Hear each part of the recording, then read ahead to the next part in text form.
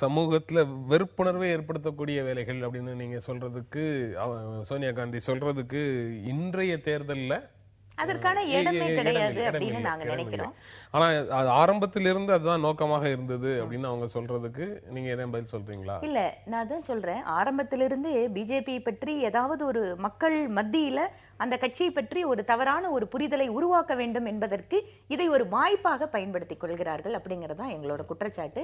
அதுவும் சிறிது சிறிதாக அது வலுவிழந்து போய் கொண்டிருக்கிறது. ஏனென்று கேட்டால் எங்கையெல்லாம் மைனாரிட்டி மக்கள் அதிகமாக வாழக்கூடிய இடங்களில் கூட பாரதிய ஜனதா கட்சிக்கு ஆதரவு அதிகரித்து வருகிறது. அவர்கள் செயல்பாடுகளை பார்க்கிறார்கள். நிச்சயமாக மதம் சார்ந்த இந்த செயல்பாடுகள் கிடையாது. நீங்க ஆட்சிக்கு வந்தால், நான் சொல்லி முடிச்சிருங்கம்மா, இவர்கள் ஆட்சிக்கு வந்தா ஒருவேளை இங்க இருக்கக்கூடிய இஸ்லாமிய கிறிஸ்தவர்கள் எல்லாம் நாட்டை விட்டு போயிடணும், அந்த மாதிரி ஒரு சூழ்நிலை உருவாக்கங்கன்னெல்லாம் தேர்தல் பிரச்சாரம் பண்ணாங்க. இன்று நாட்டு மக்கள் அனைவரும் முன்னேறுவதற்கான திட்டங்களை தான் பிரதமர் கொண்டு வந்துட்டு இருக்காரு. அதனால இது திட்டங்கள் எல்லாம் காங்கிரஸ் திட்டங்கள்னு சோனியா காந்தி கரெக்ட். நான் அப்படி ஒண்ணு கேட்கிறேன். அதாவது திட்டங்களை யார் வேணாலும் போடலாம், அதை செயல்படுத்துவது யார் அப்படிங்கறதான முக்கியமான காரியம். நீங்க வங்கி கணக்குங்கிற ஒரு திட்டத்தை கொண்டு வந்தாங்க, இல்லன்னு சொல்லல. ஆனால் மக்கள் நம்பிக்கை வைத்து இன்னைக்கு 1500 கோடி ரூபாய்க்கு மேல தங்களோட பணத்தை முதலீடு செய்து ஜீரோ பேலன்ஸ் அக்கவுண்ட்ல கூட மக்கள் கொடுக்கறாங்க அப்படின்னு சொன்னா, டார்கெட் அவங்க பிக்ஸ் பண்ணது 3 மாசம் சொன்னா 1 மாசத்துக்குள்ளாகவே டார்கெட் அச்சீவ் பண்ண முடியுதுன்னா மக்கள் பாஜகவை நம்ப ஆரம்பித்து விட்டார்கள். சோனியா காந்தி சொன்னதுல இருந்தே பார்த்தா நீங்க கொண்டு செயல்படாமல் முடக்கி வைத்திருந்த அனைத்து திட்டங்களையும் அவங்க வேக வேகமாக செயல்படுத்துறாங்க. அப்ப ஆதரவு கொடுக்கலாம். 2 விஷயம் நான் சொல்ல விரும்புறேன். முதலாவது இந்த பிரிவினைவாதம் குறித்த கருத்தை பொறுத்த வரைக்கும் அது எப்படி இருக்குன்னா, இன்னைக்கு பாத்தீங்கன்னா RSS தலைவர் தூர்தர்ஷன்ல பேட்டி கொடுத்தா பரவாயில்ல, அவருடைய நிகழ்ச்சியை முழுசா கவர் பண்ணி தூர்தர்ஷனே போட்டுக்கிட்டு இருக்கு. அதே நேரம் அதாவது மத தலைவர்கள் தானே, அதே நேரம் பாத்தீங்கன்னா இன்றைக்கு தூர்தர்ஷனையும் ரேடியோவையும் இந்த அரசுடைமை இந்த நேஷனல் சேனல்ஸ் எல்லாம் இவங்க தேர்தல் பிரச்சாரத்துக்கு பயன்படுத்திக்கிட்டு இருக்காங்க. அப்படி எலெக்ஷன் விதிமீறல்கள், அதே மாதிரி டிவைசிவ் ஃபோர்சஸ், இந்த பிரிவினையை உண்டு பண்ணக்கூடிய பேச்சுக்கள், அதாவது இஸ்லாமியர்கள் கிறிஸ்தவர்கள் யாராக இருந்தாலும் அவர்கள் எல்லாம் இந்துக்கள் தான் அப்படிங்கிற மாதிரி பேச்சு, இப்படி எல்லாம் வரும்பொழுது அது எந்த விதத்தில் அவர்களுடைய ஒரு தனி ஐடென்டிட்டியை அழிக்கக்கூடிய ஒரு நடைமுறையை முன்வைக்கக்கூடிய ஒரு திட்டமாக தான் தெரியுது. அதை தான் அவங்க சோனியா காந்தி அவர்கள் தெளிவாக இது போன்ற மாய வலையில விழுந்துடாதீங்க, இப்படி பேசி பேசிதான் இன்னைக்கு காஷ்மீர்ல இவ்வளவு தூரம் பிரச்சனை வந்துருச்சு. இன்னைக்கு 370 அமல்படுத்துவேன் என்று சொன்னதாலதான் இன்னைக்கு பாகிஸ்தான் அங்க பெரிய அளவுல அட்டாக் பண்ணிட்டு இருக்காங்க. இல்ல அங்க ஒன்லி ஒரு சிறிய அளவிலான டிரான்ஸ்கிரிப்ஷன்ஸ் தான் இருந்ததே தவிர இந்த அளவுக்கு தாக்குதல்கள் கிடையாது. அந்த அளவில் பாத்தீங்கன்னா இன்னைக்கு இதை அமல்படுத்துறேன், பண்டிட்ஸை கொண்டு போய் உட்கார வைக்க போறேன், பிராமணர்களை கொண்டு போய் குடியமர்த்த போறோம் காஷ்மீர்லன்னு சொன்ன நிமிஷத்துல இருந்து தீவிரம் அடைஞ்சிருக்கு இந்த போர் சூழ்நிலை. இதையெல்லாம் செய்வதனா இது பிரிவினைவாதம் இல்லையா? இதனாலதான் இது முத்திக்கிட்டு போகுது. இந்த நாட்டுல அமைதியின்மையை சகோதரி நான் பதில் சொல்லிடுறேன். நீங்க ரொம்ப நேரம் சொன்னீங்க, எனக்கு சொல்ல வேண்டிய கருத்து இருக்கு. உத்தரப்பிரதேசத்துல 600க்கும் மேற்பட்ட மத கலவரங்கள் விட்டது. இவங்க தேர்ந்தெடுக்கப்பட்ட இந்த பாராளுமன்ற தேர்தலுக்கு பிறகு பாத்தீங்கன்னா 600க்கும் மேற்பட்ட மத கலவரங்கள். அப்படி பார்க்க போனால் இவர்களுடைய எண்ணம் என்பது பிரிவினைவாதம் என்பதில் மாற்று கருத்தில் அதான் உண்மை. நீங்க என்ன பதில் சொல்றீங்க? அதாவது நம்ம காஷ்மீரோட எல்லை பகுதியில் பண்டிட்டுகளை கொண்டு போய் திரும்ப குடியமர்த்துறதுனாலதான் பிரச்சனை வருதுங்கிறாங்க. அடிப்படையிலேயே தவறு.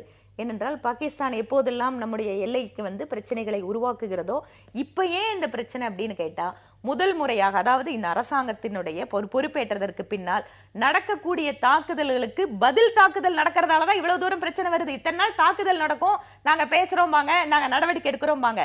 ஆனால் முதல் முறையாக நேரடியான தாக்குதல் அவர்கள் எப்படி செய்யறாங்களோ அதே வகையில் நம்ம பதிலடி கொடுக்கறதாலதான் இன்னைக்கு நீங்க ஒரு விஷயம் புரிஞ்சுக்கோங்க. அப்படின்னா எல்லையில நம்ம பாட்டு கொடுத்துட்டே வந்திருக்கலாமா? நீங்க இதே மாதிரிதான் இப்ப நானும் சொல்லுவேன், நான் பேசி முடிக்கிற வரைக்கும் இப்ப நீங்க இருக்க வேண்டாமா? அதாவது எல்லையில முதல் தடவையாக பதிலடி கொடுக்க ஆரம்பித்திருக்கிறோம். அதனாலதான் இதுக்கு பிரதமரே பதில் அளித்திருக்கிறார். அதனால இதுல அப்ப பண்டிட்டுகள் திரும்ப கொண்டு போய் குடியமர்த்த வேண்டாமா? அந்த சூழ்நிலையை நாம உருவாக்க வேண்டாமா? காலம் எத்தனை வருஷ காலமா அவர்கள் அகதிகளாக இன்னும் இந்த நாட்டுல அலைஞ்சிட்டு இருக்காங்க தங்களோட சொந்த வசிப்பிடத்தை விட்டு. அப்ப அவர்கள் போய் ஒரு சுமூகமான சூழ்நிலையில வாழ வைக்கணும்னு ஒரு அரசாங்கம் நினைக்கிற தவறா? அப்ப இதுக்காக பாகிஸ்தான் எல்லையை தாண்டுதுன்னா அதற்கு நாம் பதிலடி கொடுத்துதான் ஆகணும். அதனால அதை பதிலடி மாற்று கொடுத்தா கருத்து இல்ல. பரவாயில்லையே, கொடுக்கிற அதான். மாதிரி தெரியல. இல்ல நாங்க அதுதான் நாங்க செஞ்சுட்டு வந்து இத இருக்கோம். கையாளுவோம் நாங்க என்ன இருங்க, கையாண்டோம்? அடுத்த பதிலுக்கு நேத்து வரைக்கும் நிறைய பேர் இறந்து போயிருக்காங்க. அதுக்கு என்ன பதில்? அடுத்தது மத கலவரங்களை பத்தி பேசினாங்க. நீங்க வந்து 600 மத கலவரங்கள் நடந்திருக்கு, உத்தரப்பிரதேசத்தில் நடந்திருக்குது அப்படின்னு சொன்னா ஒரு மாநில அரசாங்கத்திற்குள்ளாக இருக்கக்கூடிய சட்டம் ஒழுங்கு பிரச்சனையை நேரடியாக மத்திய அரசாங்கத்துக்கிட்ட நீங்க வந்து குற்றச்சாட்டுகளை சொல்ல முடியாது. அப்படி பாத்தீங்கன்னு சொன்னா குஜராத்தினுடைய கலவரமோ இல்ல வேற எங்க கலவரம் நடந்தாலும் மத்திய அரசாங்கத்தை சொல்ல முடியாது. இன்னொன்று 600 மத கலவரங்கள் அப்படிங்கறது இவங்களோட கணக்குல சொல்றாங்களே தவிர மிகப்பெரிய மத கலவரங்கள் அதற்கு பாரதிய ஜனதா கட்சிக்கு பொறுப்பு அப்படின்னு எல்லாம் எங்கேயும் சொல்ல முடியாது. நீங்க அப்படி வேணா சொல்லிக்கலாம், அதுதான் சொல்ல முடியும் அவங்களால. ஏனென்றால் காங்கிரசினுடைய ஆட்சி காலத்துலதான் மிக மிக கடுமையான மதக்கலவங்களால் இந்த நாடு பாதிக்கப்பட்டது. சுமூகமான சூழ்நிலைக்கு இப்போது மக்கள் சென்று கொண்டிருக்கிறார்கள். அதை கெடுக்க வேண்டும் என்று காங்கிரஸ் கட்சி நினைக்கிறது. ஏனென்றால் அவங்க ஆல்ரெடி அந்த கிரவுண்ட் இன்னைக்கு லூஸ் ஆயிடுச்சு. காங்கிரசுக்கு வந்து இன்னைக்கு எங்கேயுமே ஆதரவு அப்படிங்கிறது இல்ல. காங்கிரஸ் கட்சியினுடைய தலைவர்களே ஒவ்வொருவராக மோடியை ஆதரிக்கிறார்கள், பாஜகவை ஆதரித்துக் கொண்டிருக்கிறார்கள். இப்ப காங்கிரசுக்கு என்ன பண்றதுன்னு புரியல. அதனால இப்படி எல்லாம் பேச ஆரம்பிச்சு. ஒரே ஒரு சின்ன உதாரணம் சொல்ல விரும்புறேன். தேர்தலுக்கு முன்னால் இவர்கள் சொன்னாங்க என்ன, இந்துக்களுக்கு வந்து இது கல்வி உதவித்தொகை தரப்படும், ஜூலை போராட்டம் நடத்துறோம்ட்டு எங்க கன்னியாகுமரிலாம் தொடர்ந்து நடத்தினாங்க. இந்த ஜூலைல அந்த போராட்டமே நடத்தல. கல்வி உதவித்தொகை இந்துக்களுக்கு எவ்வளவு தர போறாங்க, எத்தனை லட்சம் கோடி இதுக்கு ஒதுக்க போறாங்க, எவ்வளவு பேர் இதுல பயன்பெறுவாங்க என்று பார்த்தால் இது வந்து எத்தனை 5 லட்சம் கோடி இதுக்காக கொடுத்துருவாங்களா? நான் சொல்றேன், இந்த நாட்டுடைய பட்ஜெட்டே 16 லட்சம் கோடி. இல்ல பதில் நீங்க சொல்றதுக்கு முன்னாடி முதல்ல கேள்வியை நான் முடிக்கிறேன். அப்ப முழு நேரமும் நீங்களே பேசிட்டு இருங்க, நீங்க பதிலே சொல்லிட்டு இருங்க. அதாவது இல்ல நான் கேட்டு முடிச்சிடுறேன், தயவு செஞ்சு கொஞ்சம் பொறுமையா கேளுங்க. அந்த அளவில் பாத்தீங்கன்னா இன்றைக்கு இந்த நாட்டுடைய பட்ஜெட் வந்து காங்கிரஸ் ஆட்சி காலத்தில் 16 லட்சம் கோடியா இருந்தது.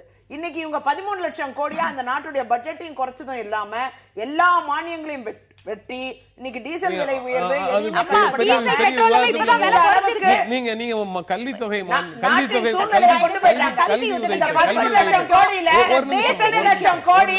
கல்வி உதவி தொகையா தருவாங்க. ஜூலை போராட்டத்துக்கு என்ன மரியாதை? இது போன்ற பல்வேறு விஷயங்கள்ல இவர்கள் பின்வாங்கி இருக்கிறார்கள்.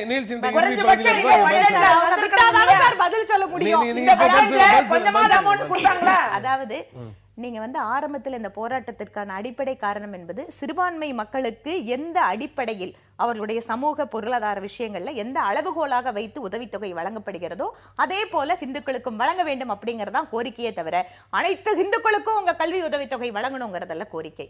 நிச்சயமாக இதனுடைய வேறுபாடுகள் களையப்பட்டு மத ரீதியாக இல்லாமல் அனைத்து குழந்தைகளையும் ஒரே அளவுகோலில் வைத்து பார்க்கின்ற கல்வி உதவித்தொகை நிச்சயமாக கொண்டு வரப்படும். இஸ்லாமியர்கள் கிறிஸ்தவருக்கு அனைத்து பேருக்கும் கொடுத்துட்டு இருக்கிற மாதிரி இந்துக்கள் அனைத்து பேருக்கும் நீங்க கொடுக்கறேன்னு தான் உத்தரவாதம் கொடுத்தீங்க.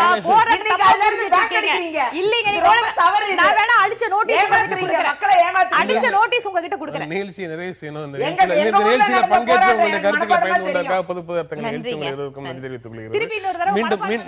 மீண்டும் சந்திப்போம். நன்றி, வணக்கம்.